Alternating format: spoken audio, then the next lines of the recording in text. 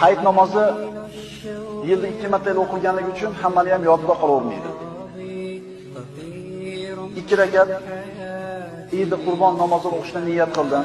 Xolis Alloh uchun imomga iqtido qildim deb niyat qilgandan keyin Alloh akbar deb takbir aytib qo'l baylanadi. Qo'l baylanib sana o'qiymiz, auzu basmalani aytmay turamiz.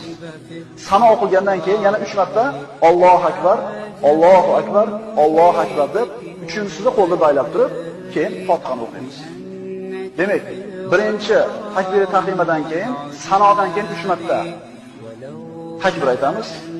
Ikkinchi rakatga turib, ikkinchi rakatda Fotihasi bilan Zam surasini o'qilgandan keyin rukuga ketishdan burun yana 3 marta Alloh akbar, Alloh akbar, Alloh akbar deb turib, 4-chi Alloh akbarda yana rukuga ketamiz. Demak, boshidagi birinchi takbir tahrimadan keyin 3 marta aytiladi. Ikkinchi rakatda rukuga ketishdan burun 3 marta takbir aytiladi. Inshaalloh namozda oldin yana bir takrorlagan bo'lamiz inshaalloh.